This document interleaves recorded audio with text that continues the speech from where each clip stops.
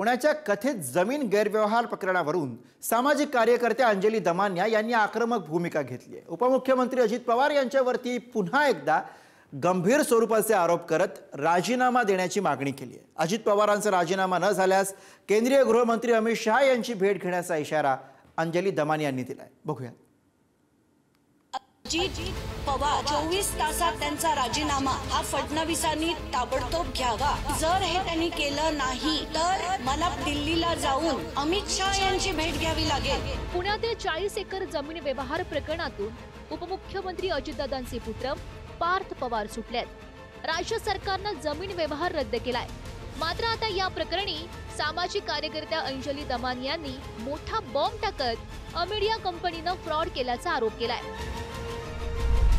अमेडिया कंपनीकडून जमीन विकत घेण्यासाठी नव्हे तर कंपनी सुरू करण्यासाठी अर्ज दाखल करण्यात आला। कंपनी केवळ 98 लाखांची गुंतवणूक करून डेटा सेंटर सुरू करणार असल्याचं दाखवलं।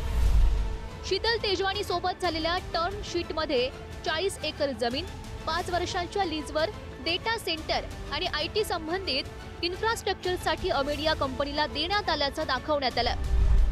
जमीन खरेदीसाठी स्टॅम्प ड्युटी माफ नाही, फक्त बिल्डिंग मध्ये सूट मिळते। त्यामुळे LY म्हणजे लेटर ऑफ इंटेंट केलं। त्यामुळे स्टॅम्प ड्युटी फक्त 500 रुपये भरली गेली। ही जमीन जी आहे ती शीतल तेजवानीच्या नावावर 40 एकर जमीन आहे आणि ती त्यांनी आम्हाला लीजवर 5 वर्षासाठी दिली आहे। स्टॅम्प ड्युटी जी प्रचंड प्रमाणात लागणार होती ती 500 रुपयात केली गेली, ते LOI दाखवून। पुण्यातील कथित जमीन गैरव्यवहार प्रकरणावरून उपमुख्यमंत्री अजित पवारांच्या राजीनाम्याची मागणी केली आहे। जर 24 तासात अजित पवारांचा राजीनामा न झाल्यास आपण दिल्लीला जाऊन केंद्रीय गृहमंत्री अमित शहा यांची भेट घेणार असा इशारा अंजली दमानिया यांनी दिलाय।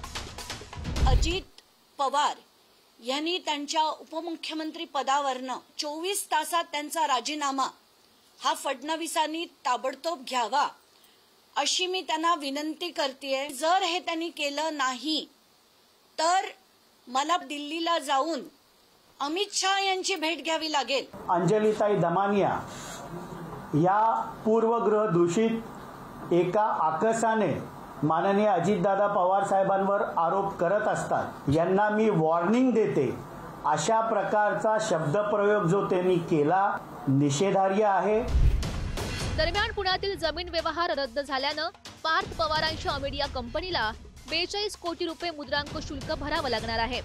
मात्र या विरोधात अमेडिया कंपनीकडून 10 वकिलांची नियुक्ती करण्यात आली आहे। अमेडिया कंपनीतील 42 कोटींचं मुद्रांक शुल्क भरण्यासाठी तिसऱ्यांदा मुदतवाढ देण्यात आली। 7 नोव्हेंबरला नोटीस, 16 नोव्हेंबर पर्यंत मुदतवाढ, 25 नोव्हेंबर पर्यंत मुदतवाढ आणि यानंतर 4 डिसेंबर पर्यंत मुदतवाढ देण्यात आली आहे। उलटा चोर कोतवाल को डाटे असं याच्यात म्हणता येईल। चोरी करायची आणि कोतवालालाच रागवायचं। खरं तर अतिशय आता पण अटक करायला पाहिजे होतं त्यांना। चौकशीचा फार्स कशाला जेलमध्ये तुरुंगात टाकायला पाहिजे होतं त्यांना। शीतल तेजवानी असेल, पार्थ पवार असेल, तो कोण दुसरा पाटील असेल, यांना जेलमध्ये टाकायला पाहिजे होतं।